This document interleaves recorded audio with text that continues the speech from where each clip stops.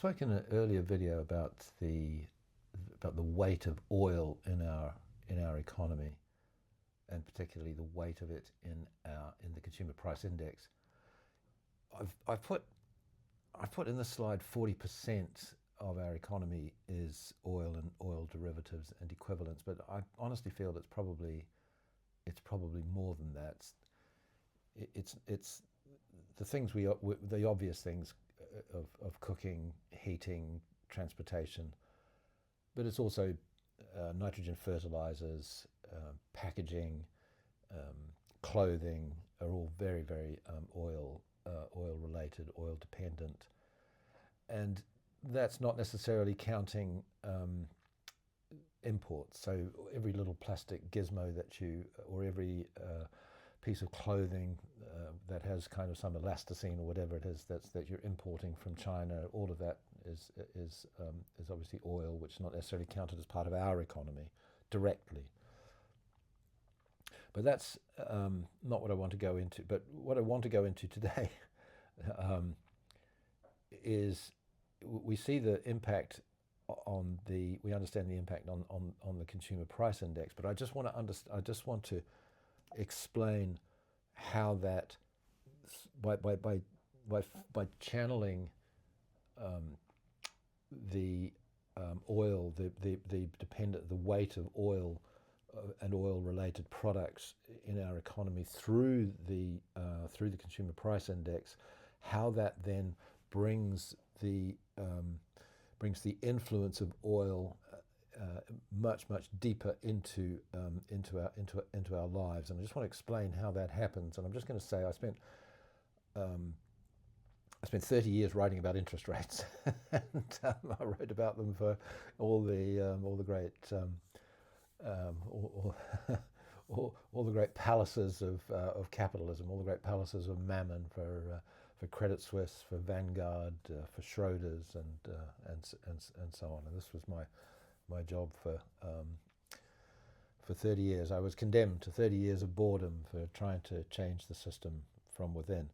So as people currently see from what's going on in Iran, in the Persian Gulf, in the Straits of Hormuz, we understand there is an abundance of oil. And if we just think back even just 1 year ago, Russia, Iran, Venezuela, three of the biggest oil producing states in the world, were all of them sanctioned and prescribed and blockaded and so on. And yet there was still enough oil in the world that it was selling for around $60 a barrel.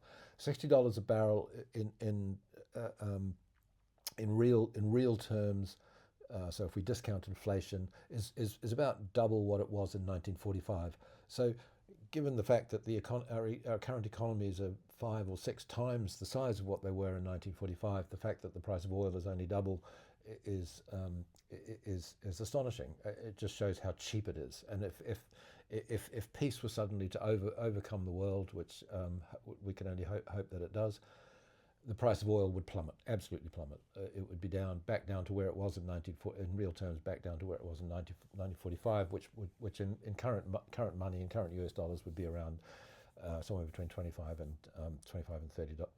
$30. So the price of, and we see now with what's going on in the Straits of Hormuz and so on, we see the extent to which geopolitical conflict is the driving force for what determines the price of oil, and I think it's just really important to understand that particular point. Now, as we've just been saying in my previous video, the price of oil is so pervasive in our economy that the price of oil determines essentially the rate of change in the consumer price index, and politicians are very, very sensitive to that, because we as consumers, as an economic population, we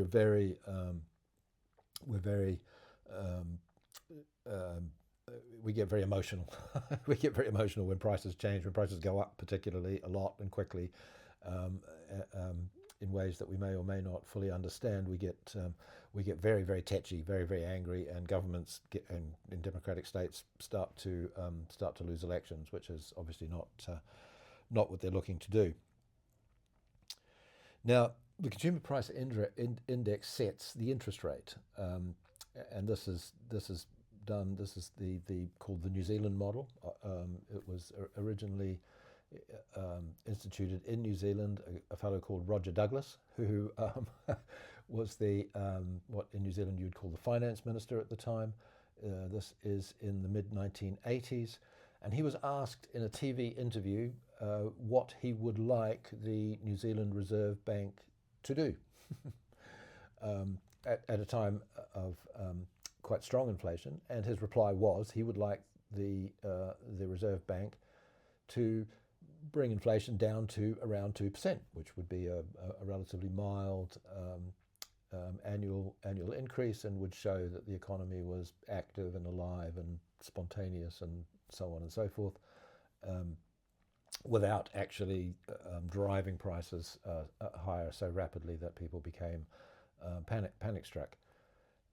And that totally off the cuff remark has set the style for which all developed world central banks now target consumer price inflation as their primary objective, and that's the Federal Reserve, the European Central Bank, the Bank of Japan, who are, and the Bank of and the Bank of England, who are the main kind of central banks, obviously, in the world. In the Bank of England, it is specifically, and be careful about this, it is specifically the consumer price index. So it's not the consumer price index inclusive of housing, and it's not the retail price index. It's the consumer price index, which is the which sets the standard by which the government requires the Bank of England to set its interest rates. So as the consumer price index is likely to jump up as oil becomes much more expensive due to the conflict in the Strait of Hormuz in the Middle East, so the interest rate is likely to follow the CPI. Now, in a monetized economy, interest rates set the value of financial assets. Now, I mean, that's pretty I would hope pretty obvious. So a financial asset is a loan, basically. Yeah, a financial asset is a loan. If I lend you money, then that's an asset that I have, because you then owe me that money. You owe me that money back with the interest that would be due from time to time on the loan. So if interest rates are high, the value of the financial asset goes down because you're getting a lot of income for not much.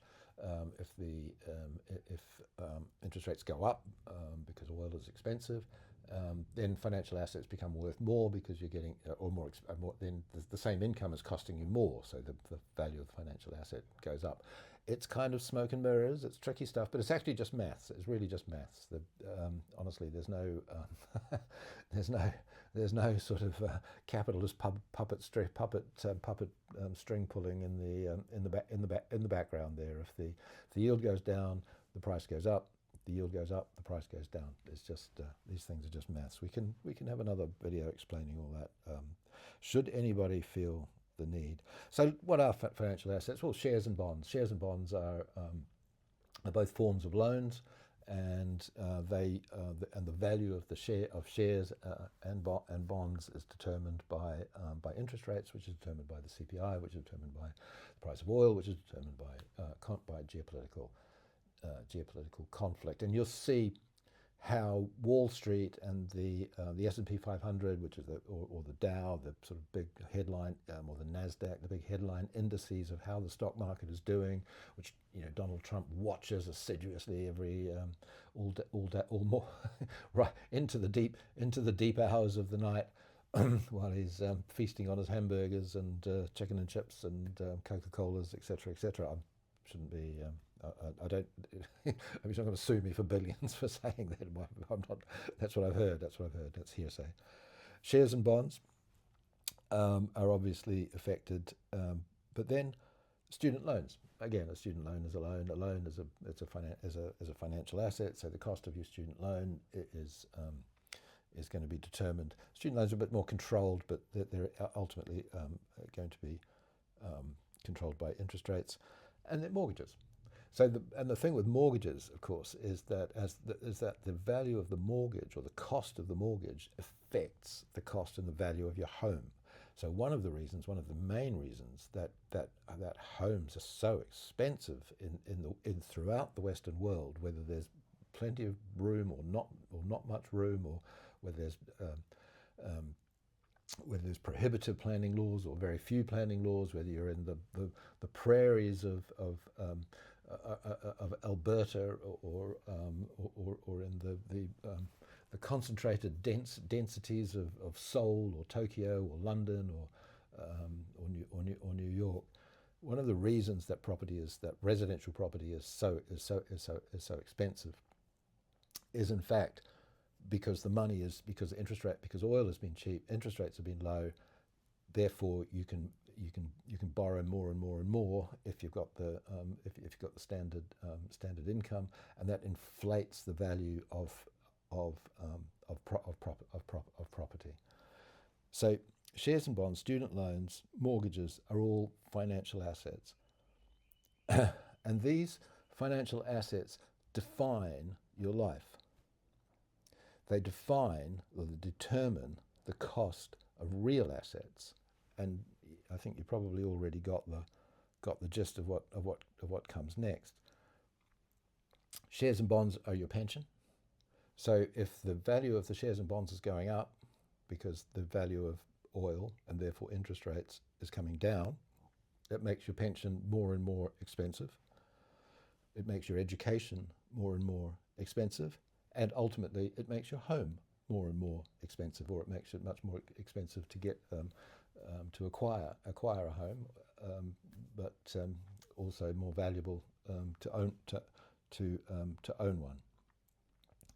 And so a lot of people understand, even if only very vaguely, that their pension is probably not going to be adequate for when they reach the age at which they want to claim it, which they want to